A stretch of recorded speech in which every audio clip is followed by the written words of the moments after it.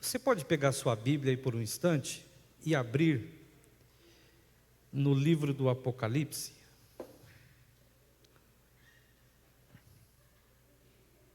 Capítulo de número 22. Capítulo 22 não, é o versículo, nós vamos ler o 22, mas é capítulo 21. A partir do verso 20,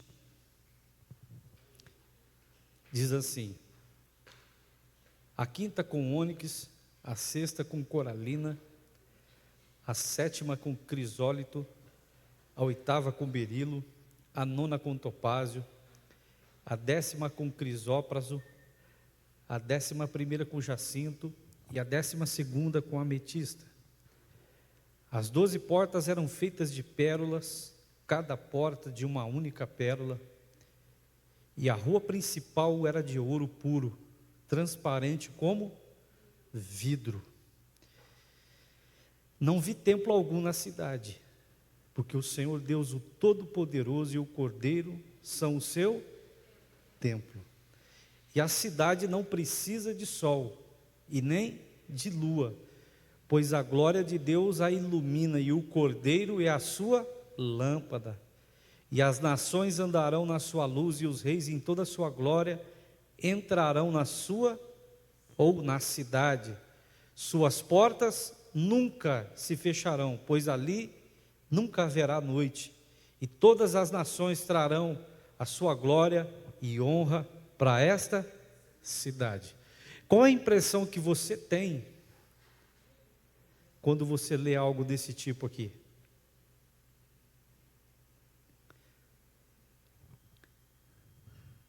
Eu ouvi um pastor dizendo, depois ele foi refletir, o seguinte, que quando ele leu isso aqui pela primeira vez, ele ficou muito impressionado.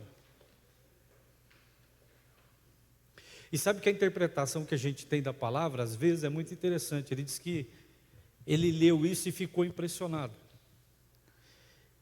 E Roberto, ele ficou se imaginando como ele era rico, morando nessa cidade. Porque aqui ele tinha sido humilde, mais simples. E que quando ele chegou na cidade, ou supostamente chegasse na cidade, ele ia se sentir muito poderoso, né? E é engraçado uma coisa, que às vezes a gente lê a palavra e não se dá conta. Então parece que para demonstrar poder, a gente encontra na Bíblia algumas coisas que parece que nos fazem nos sentirmos um pouco. É ou não é? Eu vou morar numa cidade como essa,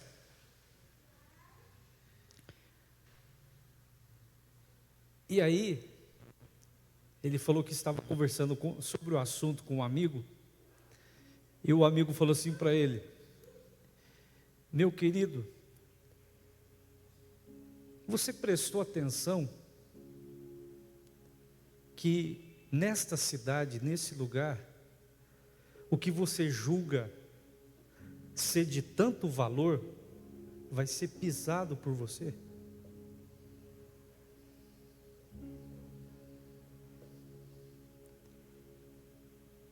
Porque a glória desse lugar não é o ouro, nem as pedras preciosas que ornamentam os muros. Eu acho que você não entendeu bem, meu querido amigo. Aqui na terra as pessoas se matam e brigam pelo ouro, mas lá no céu será objeto para você pisar por cima. Porque o que tem de mais valor nessa cidade é o Deus que nela habita. Ele ficou sem graça, porque ele falou assim: puxa, você é um cara poderosão agora, né? Andando na rua de ouro e tal. Ele dizendo assim: vou ostentar um pouco na vida. Essa era a interpretação que ele havia dado para essa passagem, porque ele viveu num contexto. E o amigo dele fez ele enxergar por uma outra ótica, que era a ótica que revela o texto. Porque a glória da cidade está no seu Deus e no seu Cordeiro. Essas coisas lá perderão o valor e o sentido. Não é para eu me gabar, porque tem algo melhor do que isso. Você já parou para pensar que às vezes a nossa interpretação de alguns textos, do próprio Deus, é um tanto equivocada às vezes? Não é, Roberta? Não é meio equivocada? Porque eu também já tinha pensado a mesma coisa. Falei, mano, eu vou desfilar naquela rua como se eu fosse o cara, velho. Eu também tinha pensado nisso. Diz que eu vou ter uma roupa branca que brilha mais. Cara, você já pensou? Você não vai ter defeitos. E você de rolê nesse lugar, o que você pensa? Meu, eu sou o cara, não é verdade, irmã Ivone? Eu vou ser a Ivone. E aí aquela gentinha que me olhou de cima para baixo, não é? E a gente vem com essa interpretação, como se nós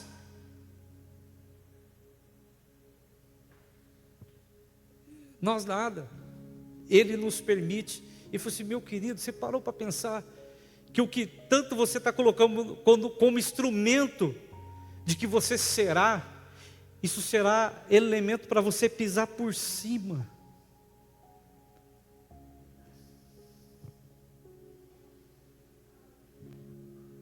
Porque o valor não está na cidade. Isso é antagônico, né? Dá um choque na mente. Você fala, eu falei, caramba.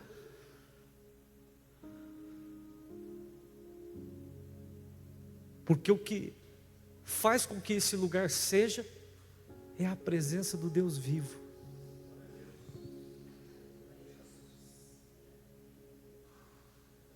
Aí você vai entender a fala do apóstolo Paulo, porque dele, por ele e para ele são sempre todas as coisas.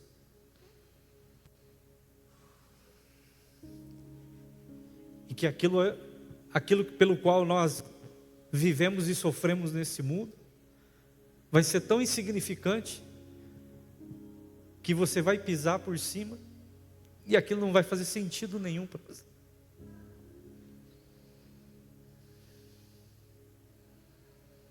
Interpretação, entendimento.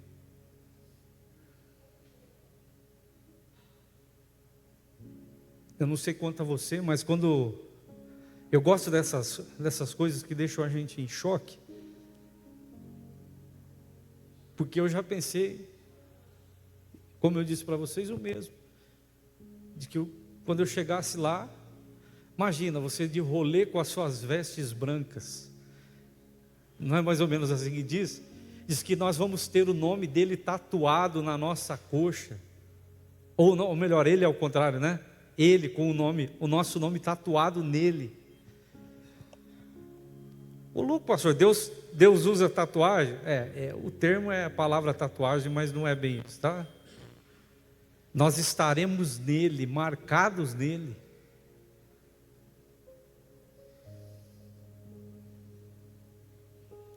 E aí perde a graça, você fala, puxa, eu pensei que eu ia chegar chegando, e o próprio Apocalipse, na pessoa do apóstolo João, fala assim que os vencedores, quando chegarem lá e pegarem as suas coroas, eles não vão nem querer colocá-las na cabeça, vão jogar aos pés do Senhor. Isso é glorioso, gente. Porque tem gente aí que tem aquela história, né, do irmão que fala assim, ó, cada alma que a gente ganha é uma pedrinha na coroa, né?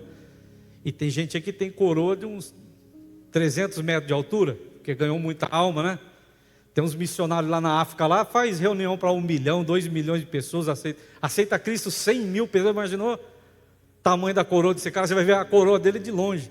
Lá vem o irmão Felipe, porque não, a coroa lá é o Felipe aquele lá. Aí você imagina, a própria palavra ainda revela, não, você vai ficar tão constrangido diante da grandeza desse Deus, que até os seus troféus você vai deixar aos pés dele, porque você sabe que você só venceu porque ele permitiu que você vencesse. Essas coisas de interpretação me deixam assim, instigado.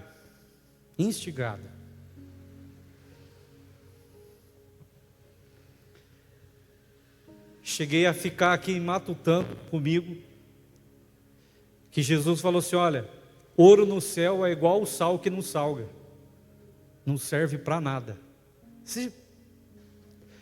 A gente começa a viajar longe, você fica maluco.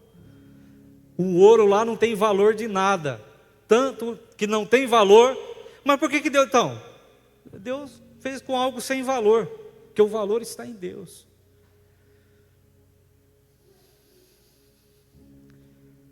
Você vai andar por cima. É usado para fazer porta e muro. Você já pensou? Aqui a gente usa tijolo de barro, meu irmão, não é? Cimento, madeira.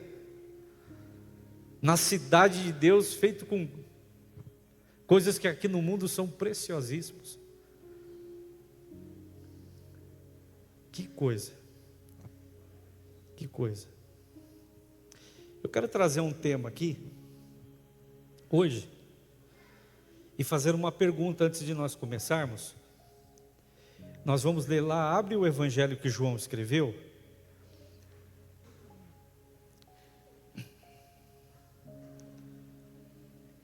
Às vezes eu viajo nos meus devocionais e fico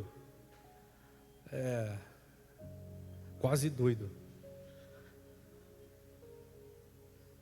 Teve uma pessoa que eu conversei com ela durante semana passada, e ela estava compartilhando o devocional dela comigo e fazendo algumas perguntas.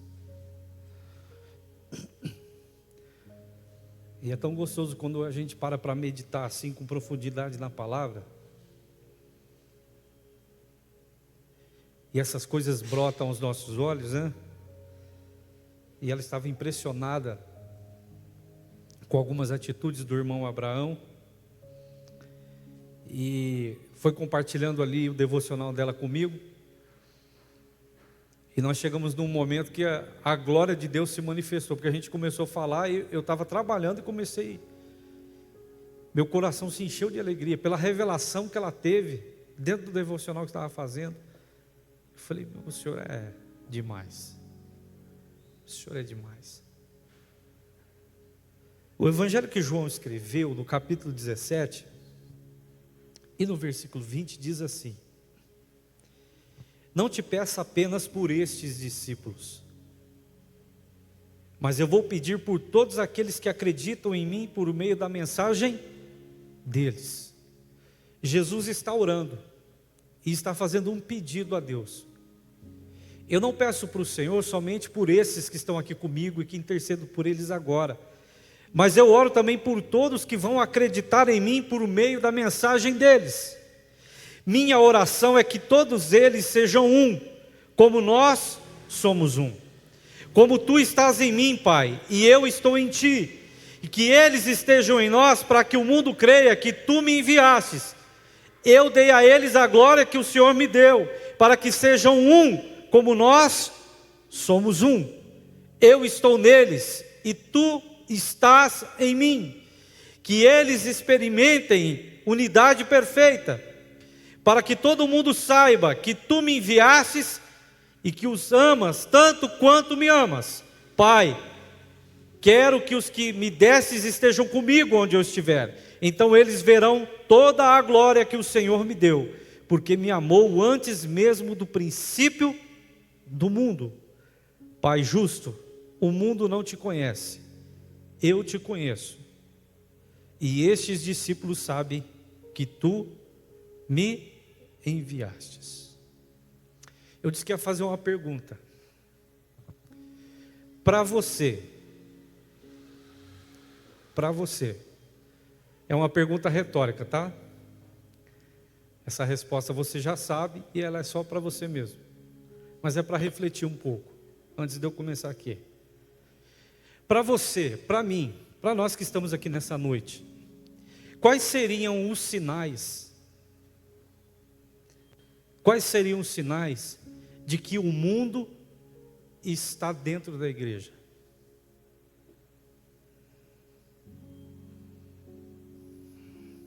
Para você, qual seria o sinal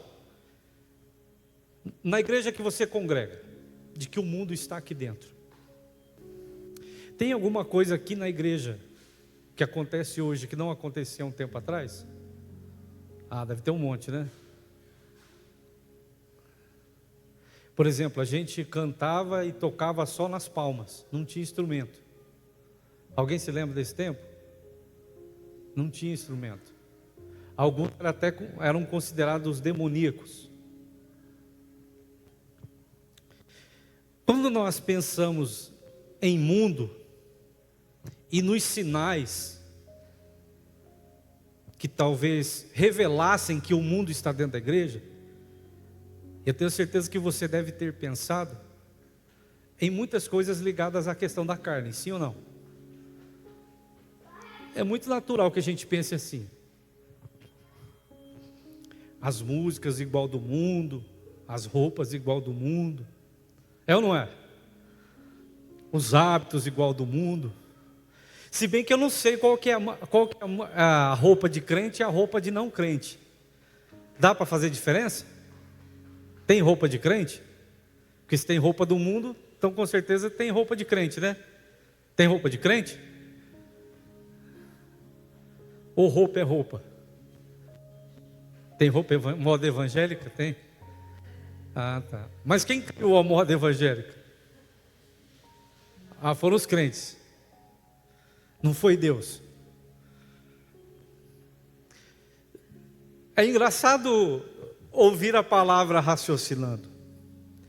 Para você, quais seriam os sinais de que o mundo está dentro da igreja? Você sempre vai se lembrar de um passado em que a igreja era de um jeito e que hoje é de outro. Sim ou não? Você é do tempo que a igreja era mais simples? Era. Mas tem alguém que lá na sua época já era velho, que também dizia que era de um tempo que a igreja dele era mais simples.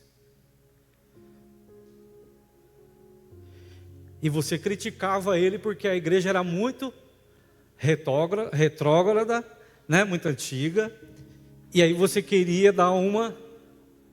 Mas para aquele irmão, não podia fazer as mudanças porque ele vinha de um tempo mais simples. É ou não é? Aí hoje, quem chega com os novos modismos, que é mais moderno, hoje você tem essa mesma fala, não tem? Ah, como eu me lembro, veja como ela era mais simples, ela era mais gostosa, e não tinha tanto mundanismo dentro da igreja. Será que não tinha? Ah, tinha. Sempre teve. Em um nível ou outro, sempre teve.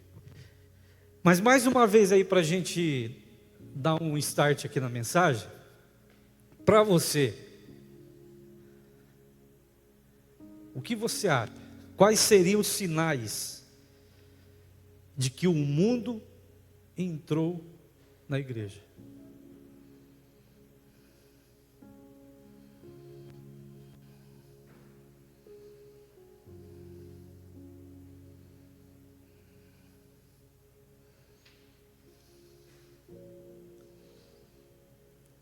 Tem calça decente? Tem? Eu não vou pregar sobre usos e costumes não, tá? Fica tranquilo, tá, João? Tem calça decente? E tem calça indecente, não tem? Tem saia decente? E tem saia? Tem batom decente? E tem batom indecente, não tem? Tem, claro que tem. Não tem um perfume decente? E tem aquele que é indecente. Tem ou não tem? Tem aquele que é feito para chamar a atenção. É ou não é? E tem aquele que é só para deixar cheiroso, que é aquele sabonete Palmolive. É perfume. Aquele que tem um cheirinho de cachorro quando fica molhado. Hã? Alguém vai fazer o pastor, mas eu tomo banho de Palmolive, eu também tomo. Mas a gente fica com um cheirinho de au-au molhado. Fica ou não fica? Hã? Não sabe porque você usa, né? Eu estou brincando. que seria um sinal, irmã Gênesis, de que o mundo entrou na igreja? Costumes mundanos, hábitos, o que será que seria um sinal?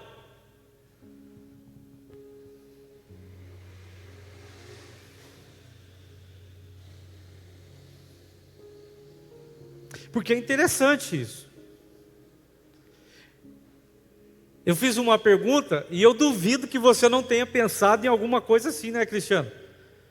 Hoje os cabelinhos é tudo passado na régua, é ou não é? Tem um irmãozinho aí que está deixando o cabelinho crescer para ficar onduladinho. Eu achei graça quando ele falou para mim. Eu tenho uma irmãzinha aí que ela faz chapinha todo dia. Vai ficar careca, meu irmão.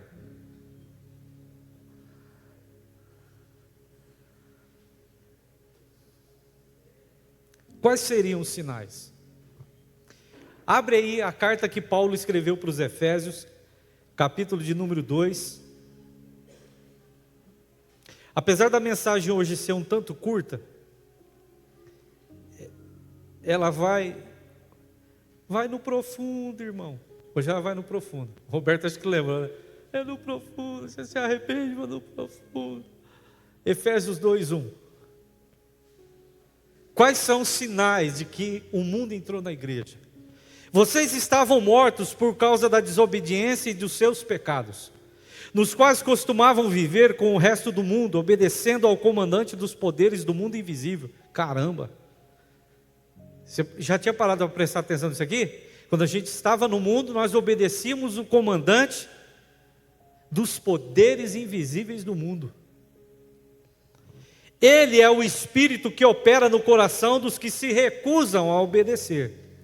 Todos nós, olha que maravilhoso, né? Todos nós vivíamos desse modo, seguindo os desejos ardentes e as inclinações da natureza humana. Éramos por natureza merecedores da ira, como os demais. Mas Deus é tão rico em misericórdia e nos amou tanto que, embora estivéssemos mortos por causa dos nossos pecados, Ele nos deu vida juntamente com Cristo, e pela graça que vocês são salvos, pois Ele nos ressuscitou com Cristo e nos fez sentar com Ele nos domínios celestiais, porque agora estamos em Cristo. Portanto, nas eras futuras, Deus poderá apontar-nos como exemplos de riqueza insuperável da sua graça, revelado na bondade que Ele demonstrou por nós em Cristo. Vocês são salvos pela graça, por meio da fé. E isso não vem de vocês, é uma dádiva de Deus, não é uma recompensa pela prática das boas obras, para que ninguém se orgulhe, pois somos obra-prima de Deus, criados em Cristo, a fim de realizar as boas obras que Ele de antemão planejou para todos nós. Agora vamos lá para a primeira carta que Paulo escreveu aos Coríntios, capítulo de número 12. Versículo de número 13.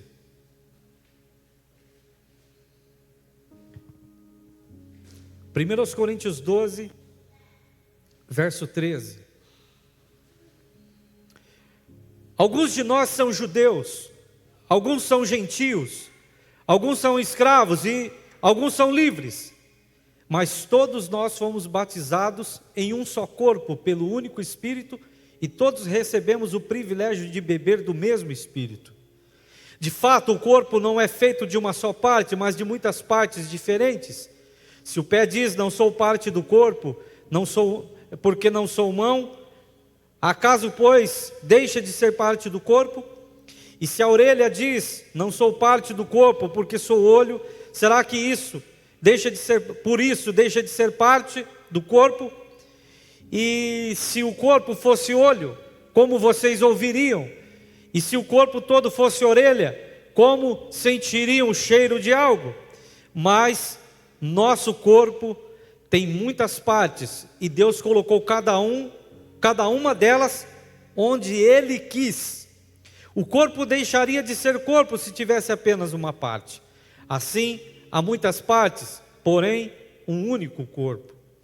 O olho não pode dizer para a mão, não preciso de você, e a cabeça não pode dizer aos pés, não preciso de vocês.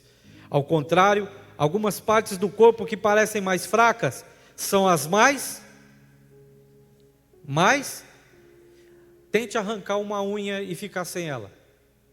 Você só se dá conta que uma unha é importante o dia que você perde a unha. Já perdeu unha? Não dá para pôr o sapato, a meia incomoda, vai dormir, enrosca no cobertor. É ou não é? Dá até vontade de arrancar o dedo fora. Sim ou não? Mais ou menos por aí. Verso 23. E as partes que consideramos menos honrosas são as que tratamos com mais atenção. Assim, protegemos cuidadosamente as partes que não devem ser vistas, enquanto as mais honrosas não precisam dessa atenção especial. Deus estruturou o corpo de maneira a conceder mais honra e cuidado às partes que recebem menos atenção. Isso faz com que haja harmonia entre os membros, de modo que todos devem cuidar uns dos outros. Efésios 4:4. Abre lá. Eu espero concluir em 10 minutos, depois que eu terminar de ler os 300 textos que eu peguei aqui, tá? É brincadeira. Só tem mais um depois desse. Efésios 4:4 diz assim: pois há um só corpo e também um só Espírito, assim como vocês foram chamados para uma só esperança. Atos capítulo 4.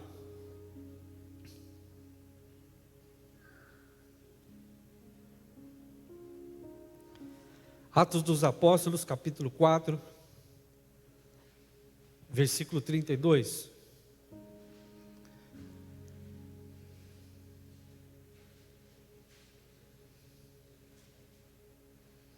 Todos os que creram estavam unidos em coração e mente. Não se consideravam donos de nada e compartilhavam tudo o que tinham. E com grande poder os apóstolos davam testemunho da ressurreição do Senhor Jesus, e sobre todos eles havia grande graça. Entre eles não havia necessitado, pois quem possuía terras ou casas, eles vendiam o que era seu. Olha aqui a figura de linguagem de novo. E eles levavam aos pés dos apóstolos. Caramba, isso aqui é tremendo. Eles não davam nas mãos dos apóstolos. Um dia, se Deus permitir, nós vamos falar um pouco sobre isso. Por que eles colocavam aos pés dos apóstolos? Porque o que era colocado ali era para servir ao reino.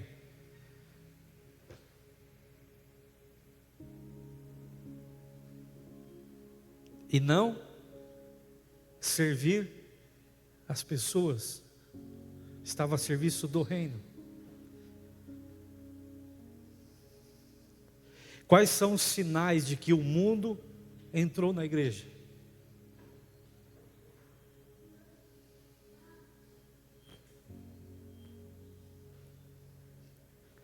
O que revela? Nós temos uma tendência a imaginar que o sinal de que o mundo está na igreja é quando a carnalidade e as coisas que são da carne, que são pecado, é fato, elas começaram a fazer parte da vida das pessoas e dos irmãos. É interessante que Jesus, quando ora pelos apóstolos, Ele não ora para que aqueles homens fossem abençoados.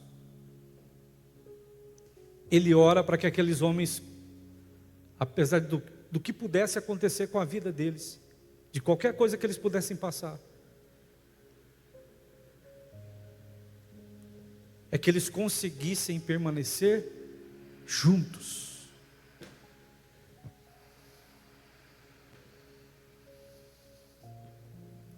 Jesus não faz uma oração quebra todo o mal, toda a prostituição que possa atacar o coração desses homens. Qualquer prostituta que apareça e tente desviar o olhar e o coração deles, porque eles têm uma missão. Jesus não ora assim. Quebre toda a obra de Satanás do caminho desses homens, os livra de toda a obra do mal, de todo o maligno. Não. orações que nós fazemos. É ou não é? Deus, protege essa igreja para que nenhum mal entre aqui. É assim que a gente ora ou não é? Para que os irmãos sejam protegidos de toda a carnalidade, de toda a questão perniciosa.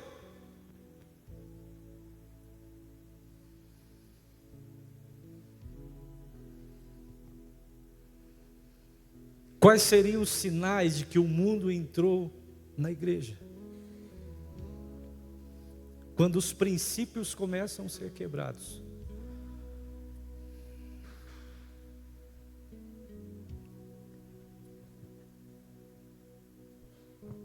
João revela que Jesus foi tentado em tudo. E isso é impressionante, ele foi tentado em tudo. Lembra depois do jejum, que melhor hora para Satanás, né? Incomodar Cristo. Ele oferece o que comer, ele oferece poder e glória.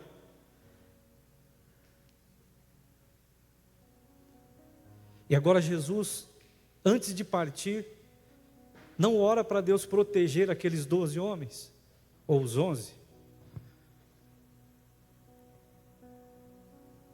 O Senhor sabe que eu e o Senhor somos um só, nós temos um só pensamento, um foco, um propósito. E a minha oração aqui, assim como eu e o Senhor conseguimos nos manter nessa unidade, esses que o Senhor me deu, eles consigam perseverar nesse mesmo entendimento.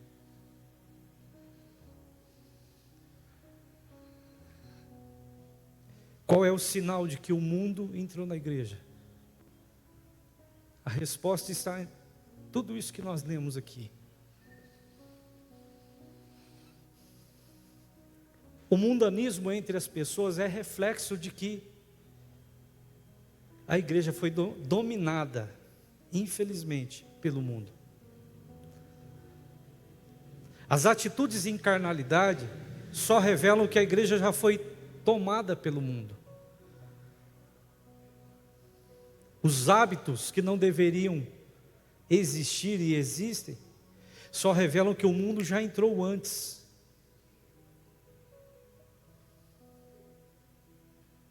É igual quando você vai fazer aquele exame, que você acha que está doente, porque você sente um mal-estar, e quando você chega lá, eu achei graça de uma irmã que eu fui levar lá no médico esses dias, fui acompanhá-la, né, com a filha que está para, acho que já até teve bebê, né? Ainda não? Inclusive eu encontrei aquela outra jovenzinha que teve um bebê. Ela falou assim, ela é da minha idade, nós estudamos junto, ela falou assim, Jean, eu não gosto de ir no médico, porque toda vez que eu vou no médico ele acha alguma coisa. Eu falei assim, não, ele não acha não, você já tinha. Não é assim que funciona.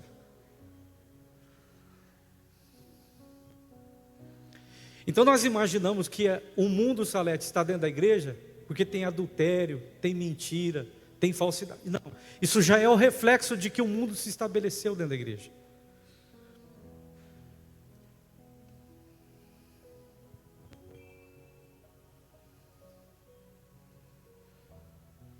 Eu oro, Senhor, não para que eles sejam abençoados, mas para que eles permaneçam juntos.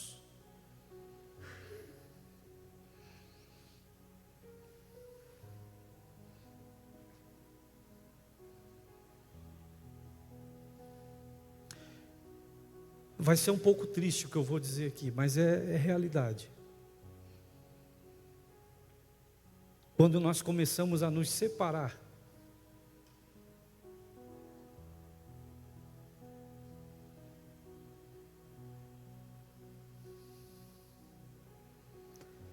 quando eu como crente não vejo mais qualquer irmão aqui dentro como igual a mim, e eu acho que eu sou melhor do que ele, porque afinal de contas, aquele irmão que chegou hoje, ele ainda tem que comer 32 anos, como eu já comi, ele tem que passar por um processo que eu já passei, e eu o vejo como subalterno, como ralé,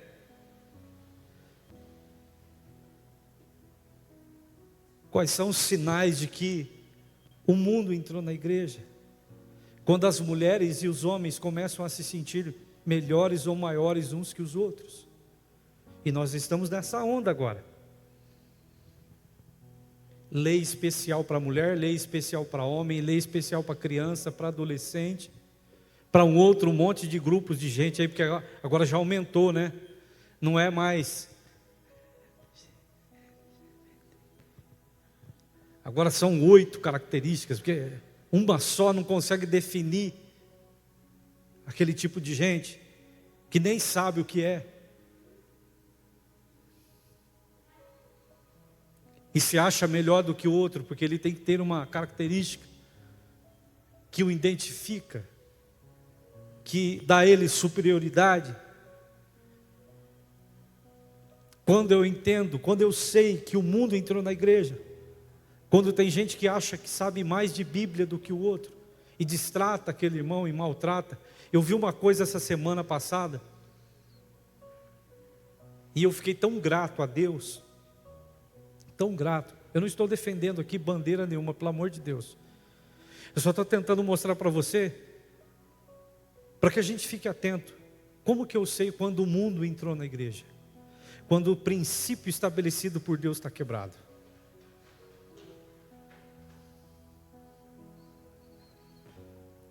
Tem um irmão muito sábio na palavra, e que tem um programa de rádio um pouco antigo, e ele fez um comentário, não vou dizer maldoso, mas perspicaz, no sentido de ofensa, a um outro irmão que pertencia a um outro tipo de igreja. E ele se encontrou com esse irmão, porque falar na rede social é fácil, né? Ele encontrou o irmão. E o irmão que tinha sido atacado, chegou com o coração quebrantado, e deixou o outro cara de calça na mão. Ao ponto que ele levou o cidadão lá, no programa dele, coisa que ele não faria, segundo ele.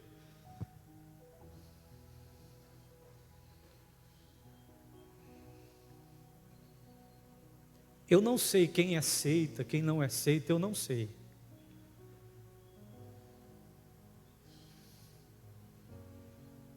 Até porque eu entendo que tem muita gente que às vezes está dentro de um lugar com um coração justo e sincero, adorando Deus. Mas eu sei quando o mundo entrou na igreja, irmã Ivone, quando a vida do irmão não importa mais para mim. Quando o que importa para mim é só o que eu quero e o que eu espero. Senhor, eu oro para que eles jamais se separem. Eu oro para que eles tenham um só coração. Porque só há uma obra para ser feita. Há só um objetivo a ser alcançado.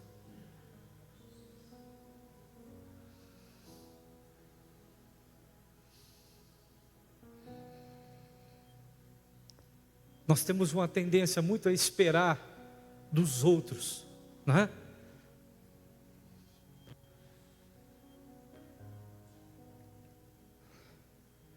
Eu sei que talvez para você, eu ouvi isso de um crente.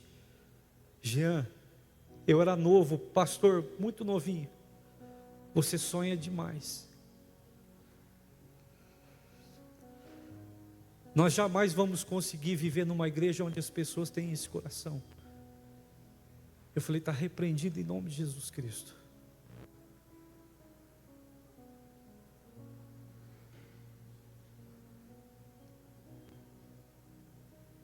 Quando eu sei que a igreja está mergulhada no mundo e o mundanismo entrou nela.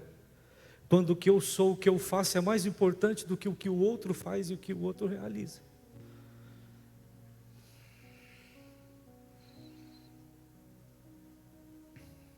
Porque foi essa oração que Jesus fez.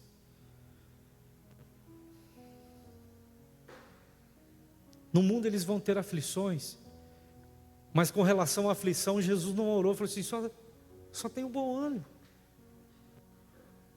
Vai para cima, as lutas vão vir, mas fiquem firmes. O crente tem um negócio de tira o diabo, tira isso, tira aquilo.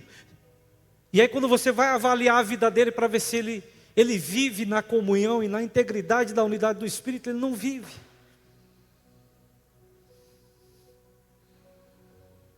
E o sinal característico de que a igreja está contaminada com o mundo é quando a gente não consegue mais viver em comunhão. Quando a comunhão é quebrada por qualquer coisa relacionada ao pior de todos os demônios, que é o meu eu, a minha vontade. Então, quando eu sei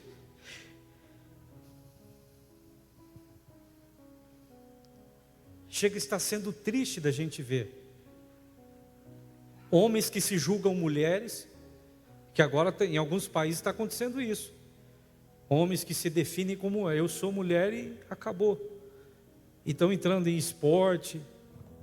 Eu fiquei apavorado de como que o ser humano, tão inteligente que é, pode ficar tão ignorante, tão...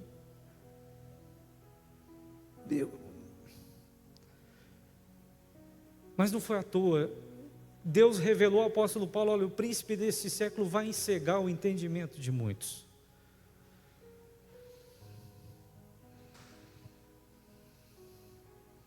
Quando que eu sei? Porque a separação, o distanciamento, a divisão, nesse sentido, porque essa é a marca do mundo.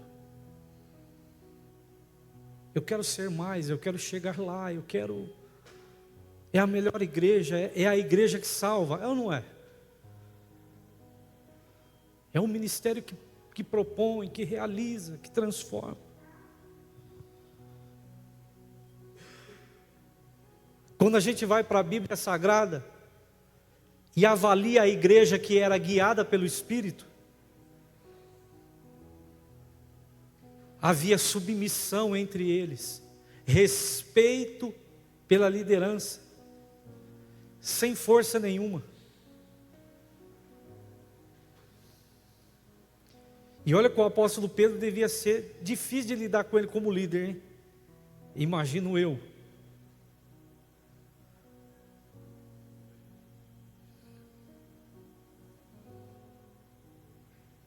Havia proximidade entre os irmãos. Para eles não importava se o irmão tinha chegado hoje, se era de muito tempo, se tinha vindo de uma cidade melhor ou pior, não importava. Quando eles se encontravam, o Espírito que estava neles os juntava.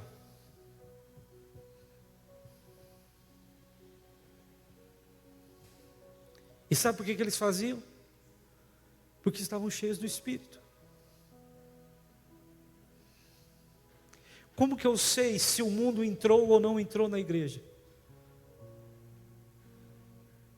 As carnalidades são só o reflexo de que a igreja já está contaminada com o mundo.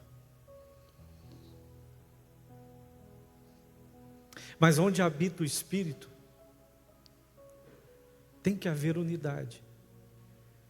E se julgamos nós estamos cheios do Espírito, então a igreja deveria estar andando numa mesma direção, e as pessoas se amando e convivendo. E por que aqueles amados respeitavam um ao outro? Eu quero que você se coloque em pé. Por que eles respeitavam? Por que eles conseguiam viver na comunhão e na unidade do Espírito? Porque eles sabiam, minha irmã, que o preço que foi pago pela vida da senhora foi o mesmo que foi pago por mim.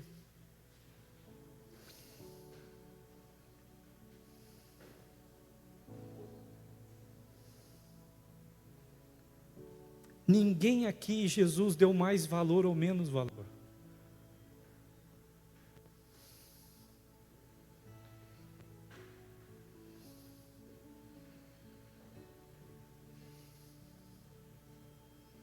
preço pago foi o mesmo.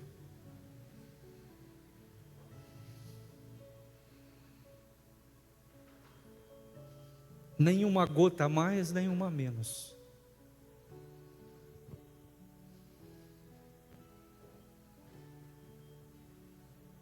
Tem irmão aqui tipo Jeremias que nasceu dentro da igreja, né, Jeremias? Nasceu crente já, né? Desde o ventre me conheces. A mãe de Jeremias já orava assim, vai ser sem cabelo, vai tocar.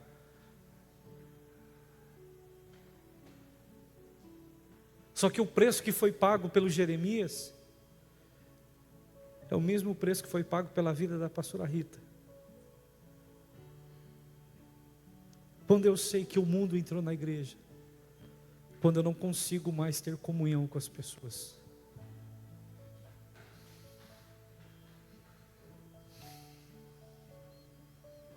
E aí tem gente que não tem comunhão uma com a outra por vários motivos.